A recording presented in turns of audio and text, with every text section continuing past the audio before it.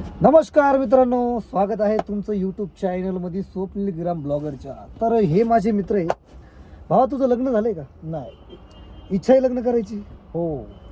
पण तुला कोणी पोरगी देईल असं मला वाटत नाही. असं का? कारण की तू दिवसभर स्टेशनला बसलेला असतो. असं नाही. बुकिंग पडली तर मी बुकिंग घेऊन जातो. आणि तुझं लग्न झालं नाही. यार, लव्ह मॅरेज करा यार माझ्यासारखं. हो, नक्की. तू असा गॉगल गिगल लावून बसतो, तुला वाटतं का गॉगल लावलं तुला पोरगी गिरगी भेटेल एखादी? येस. कसं वाटतंय गॉगल? वो अभिमंत्रित किए हे. अभिमंत्रित म्हणजे? तो फक्त मी घातल्यानंतरच दिसतो त्याच्यात. असं आहे का? मला शोभत नाही का? कसं वाटतं मित्रांनो गॉगल? कडक ना एकदम. विषय आडे भाऊ आपला, काय सांगा मित्रांनो. आता तुझं वय किती आहे आता? 29. लहान आहे ना तू अजून. 20. येस. मग तुला कधी लग्न करायची इच्छा कधी आहे अशी? आता चालू वर्षामध्ये पुढचं. स्थळ येत आहे का? हो. येत आहे का नाही? खरं सांग इमानदारी. हो. नाही येते. खोट बोलू राहिला तू, गरम हो राहिला. मग काय ते ढेकळाचे स्थळ येतात. ड्रायव्हर लोकांना पोरीत देते नाही का बरं, काय माहिती. मला एक कळत नाही मित्रांनो. चला ड्रायव्हर मुलांना आहे ना, मुली का बरं देत नाही काय माहिती. लोक एखाद्या बेवड्याला देतील, एखाद्या टुक्कर व्यक्तीला देतील, पण ड्रायव्हरला द्यायची नाही. आता हे पोरं काही कमी आहे का दिसायला? बघू शकता किती गोंडच दिसतोय हा. आपण खाते पिते घरचा असा एकदम मस्त निबार माणूस दिसतोय जरगट, तरी पोरगी देऊन राहिले यार. माग एवढा कवळा बसलाय बघा, तो बी टेन्शन मध्ये. काय वाजू राहिले यार हे. मुंबई मग गाडीत पेट्रोल टाकावं लागेल, गाडी चालू होणे राहिली. पेट्रोल नाही, डिझेल टाकायला लागेल. नाही भाऊ, पेट्रोलच्या गाडीमध्ये पेट्रोल टाका. बघा, पेट्रोलच्या गाडीमध्ये डिझेल टाकायला लावून राहिला.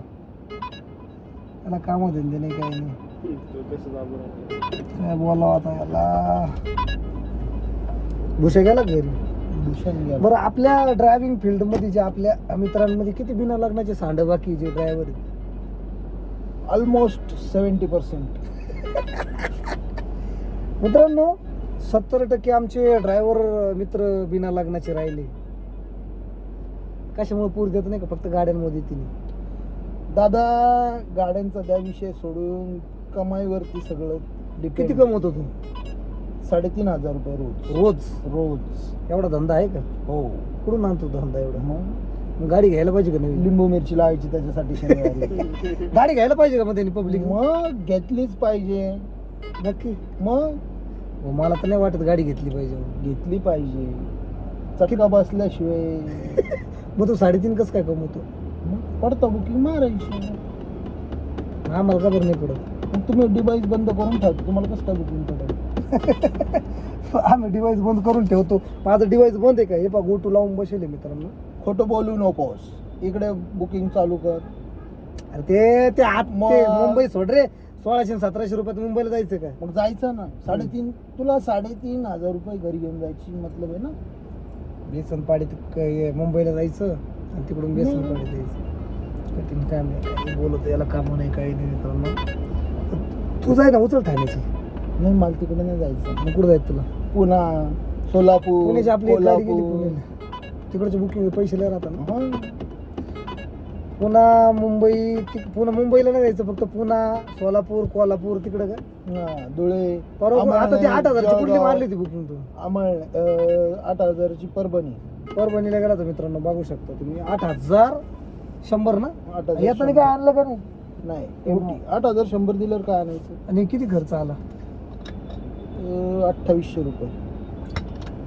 2800 रुपये खर्च आला. 2800. 2800 रुपये फक्त? चांगले उरले मग. आणि हा हे आहे ना परत समृद्धी, समृद्धीने चालेल ना. मग टोल गिल एक्स्ट्रा. मग 8,100 बिल झालं, वरती 700 रुपये घेतले. अरे और क्या चाहिए भाई. बघू शकता मित्रांनो, जवळपास 9,000 रुपये ड्रॉपला गेला तर हा परभणीला.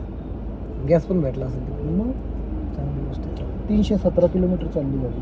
317? एकच टाकी. रणजितला विचार. 317 किती किलोची टाकी ती? 775. चांगली चालली. खाली कुठं उतरला? हायवेला चांगली चालते रे. हायवेला खतरनाक. जालन्याला खाली उतरलं. पुढे जेवायला नव्हता थांबला का? नाही. सुन मेरे वीरू माझी कहाणी. असं वाटतं, मस्त वाटतं ना. सीएनजी भरायचा डबल संभाजीनगरला उतरतो जालना काच बायपास गेला मेसी चालू एसी चालू रे नॉनसेन्स. जालना याच्यासाठी सीएनजी साठी सीएनजी साठी सीएनजी साठी कुठे उतरावं लागतं? जालना जालन्यावर उतरून तर सीएनजी वरून परत वरती जालना बायपासला उतरला की तिथे कशाला? पंप तिकडनं ते रामनगर मार्गे सरळ खालून. जायचं ना. हा. हा मी पण गेलो होतो बरोबर. लाईनी 2-3 पंप येते का?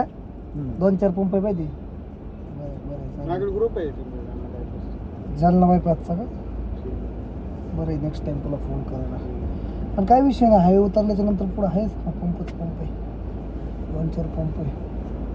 भेटून जातो तिकडे सीएनजी, एवढा काही प्रॉब्लेम नाही. भेटून जातो. भेटायला तर पाहिजे. कारण की ते गजानन भाऊ जवळ आहे. गजानन भाऊतवरची माणसं घेतो. चांगला माणूस होता. मे बी असं ऐकले गजानन भाऊतवर त्यांचं फुल चालते ना. Triple eight. 888.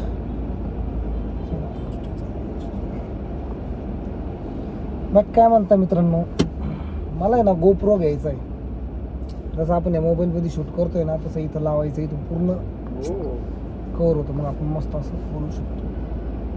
मागून घे ना ॲमेझॉनवरती. 40,000 रुपये किंमत आहे. मग EMI वरती चला का. त्या दिवशी मी लाईव्हला बोललो कोणाकडे असेल तर द्या गोप्रो ह्या भावामध्ये. ते एक जण ऐक ना, एक रायडर बाबा म्हणून आहे. तो व्यक्ती काय बोलला माहिती का, माझ्यातर्फे तुम्हाला देऊन टाकतो गोप्रो. म्हटलं रे बाबा फोर किती पण म्हटलं नाही. म्हटलं माझ्या करतोय फक्त असं काही भाव तर सांग. म्हणजे माझ्यातर्फे देतोच म्हणे, तुम्ही या म्हणे नाशिकला कुठे येऊ सांगा, पुण्याची नका हो, असं नका करू. मग काय 40,000 रुपयाची अगरबत्ती लावायची त्याला नाही, डायरेक्ट. तसं नाही. योग्य नाही वाटत बाबा. आपले फॉलोअर्स क्लास पैसे ते मागत नसतात. ते तुमचे ताजनपुरे म्हणून क्लायंट भेटले होते मला. ते मला म्हणत होते की स्वप्नील सरांना कॉल करा. मी जरा ताजनपुरे कायम सरांना मला होतो. पण भेटायचं लय दिवसापासून. ते स्टेशनला येतात तुमच्या दोघांना कॉल करायला लावता, पण मी जेव्हा राहतो तेव्हा ते नसतात, ते जेव्हा राहतात तेव्हा मी नसतो. असं विषय. पण मग त्यांना पण वेळ दिला पाहिजे असं मला वाटतं. भाई माझ्या मागं राहतं दुनियाभराचे काम. आता मी इथं एकही कुठं राहतो भरोसा नाही. पण काही फॉलोअर्सला वाटतं की मी भेटत नाही, तर तसं नाही आहे मित्रांनो. कसं कामं राहतं. मी गरीब मनुष्य आहे. रोजच्या बुकिंग मारून ॲडजस्टमेंट करतो. जर एक दिवस जरी सुट्टी मारली तर गोंधळ होऊन जातो माझा. गोंधळ व्हायला नाही पाहिजे. हप्ते गिप्ते भरावं लागतं मला. EMI first. EMI हा EMI फर्स्ट. EMI महत्वाची, बाकी काही असं. चला मित्रांनो, आम्ही आता कामधंदे करतो. तुम्ही पण काळजी घ्या. तुम्ही स्वतःची काळजी घ्या. उन्हात सर निघू दोन नका. शब्द तुम्ही सांगू शकता काही? उन्हात निघू नका. निघाले तर रेनकोट घालून निघा. उन्हात रेनकोट घाला हा. असं सरांचं म्हणणं आहे. हा. याच्यामुळे त्याच्यासोबत कोणी लग्न करीत नाही. असं नाही. उन्हात रेनकोट घालायला लावतो आणि पावसामध्ये काय छत्री घेऊन फिरतो. नाही पावसात काय, उन्हात रेनकोट, पावसात काय जॅकेट घालायचं जॅकेट घालायचं. ओके, पावसात जॅकेट घालायचं गरमीचं. गरमीचं. हा, आणि उन्हामध्ये रेनकोट घालायचं. रेनकोट घालायचं. दादांचं ऐका. दादांची PhD झाली येस. म्हणजे प्लॅस्टिक सर्जरी. तू शनिवारी सकाळी ये माझ्याकडे, तिकडे शनी मंदिरामध्ये. लिंबू मिरची घेऊन तुला लिंबू मिरची देतो मी. तुला फरक लगेच जाणवेल. बरं बरं ठीक आहे. काय विषय नाही. तर सर जसे बोलले तसे तुम्ही उन्हामध्ये रेनकोट घालू शकता. हो. आणि त्यांनी काय होईल, महत्वाची गोष्ट आहे.